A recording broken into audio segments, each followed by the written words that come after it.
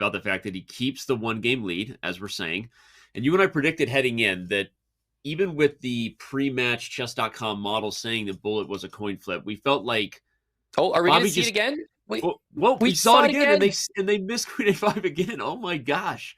Is this like a First of gambit all, that we're just not privy to? Like a top-level gambit? yeah, I'm now very curious. And also I'm wondering, are they not looking at the games, right? This game must have just kind of slipped by both of them. And you can't check every game, but it's like clearly this one didn't really make the review because that 94 Queen A5, unless we got to recalibrate the engine or something there, Danny, that's a double question mark. And, you know, Queen A5 was there. Yeah, I mean, we're going to have to do a deep dive game review after this. I'm just fascinated to know, or maybe we'll talk to one of them in the post-game interview and say, hey, are you aware that you played this opening twice and that both times Queen A5 was possible? What do you understand as a 2,800 player that we don't? It'll be fun to see. Maybe we'll just ask them. Yep. I'm sure that they could both comment on that. Maybe it's just been a blind spot. You know, if they missed it once, you're not playing that position and looking for a new move. You're just like, okay, let me play the same theory as last time, especially because I will say it does seem like Magnus has looked a little bit at the line in general, right? He's played it differently. Yeah. He very specifically played queen to c3 instead of the natural h4, which was met by queen f6. So this is like screaming as if Magnus has briefly looked at this, improved the line, because look at how the engine prefers white compared to the last time they played. Well, let's back up then and say again why we're going to ask the players in the interview. We'll analyze it real quick, because I think at this point, if we can get them to reveal some high-level prep, because either 94 is just not a blunder and that this sacrifice of a pawn is by design. Well, Danny, let's not make the mistake. You know, let's not give these guys too much credit here. You know, got to trust ourselves. You and me, buddy. That's a blunder, and we believe it, and we stand by it. No, but what you're saying is this position here is being played by Magnus in a way that makes you feel like he's looked at it before. And if he's looked at this before, that means he's maybe looked at 94 before. You get what I'm saying? So it like no. the mind right now.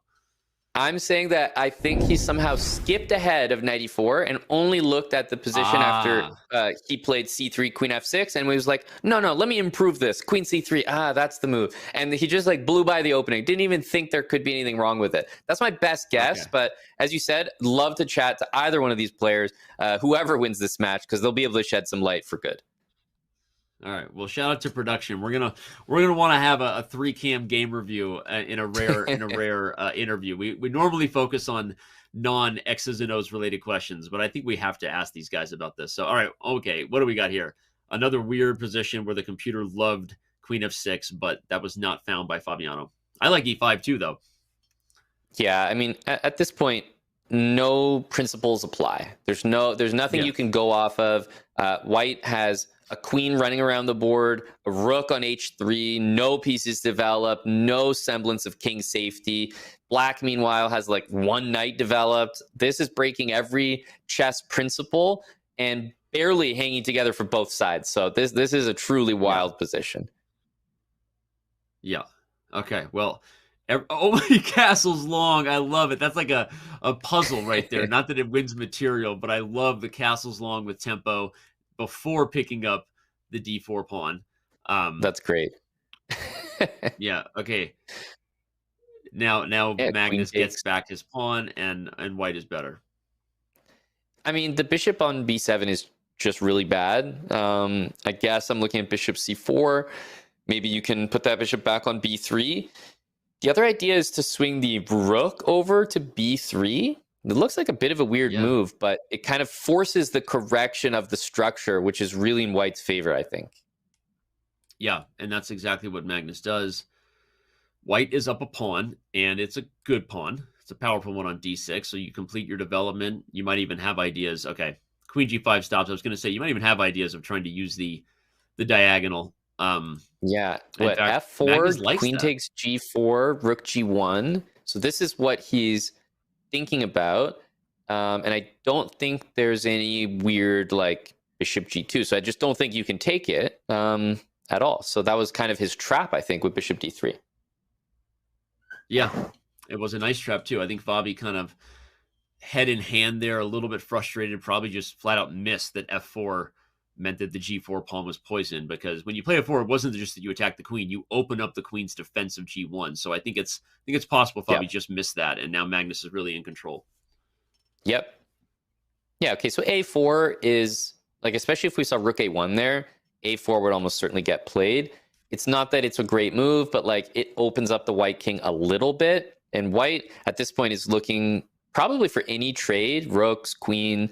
Most of the endgames look phenomenal. I'm wondering about queen c3 as a method to pick up the a pawn. Or force the queens off the board. And I really like that idea. I think if you're Fabi, yeah, exactly. You'd rather give up that pawn than trade into the lost ending, but now you're down yet another one. What is going on here? Apparently yeah, rook it's a8. Very difficult. Very difficult to follow. Very difficult to evaluate what's going on here. But black does have real counterplay on the a file if the rook comes to a8, and it's happening. Yeah, the king's going to escape back to the middle, but for a position where you're down, a pawn and kind of don't have a good position, I feel like at least there's some ideas. Yeah. Queen to a6, bishop d3. Okay, rook e7. I mean, there's no threats. There's queen a1's nothing. Queen e1's covered. Yeah, everybody is happy. Everybody's protecting everybody. And black has to be careful. The back rank problems are there because the bishop is guarding this h7 square. So rook b4. Yeah, nice. The rook b4 doesn't work because of exactly that. Yep. Okay, bishop to d5, though, overwhelms the queen. Oh, bishop h7. You got to move. Bishop h7 Oh, over. no. Oh, no. He had to move. Didn't have enough time.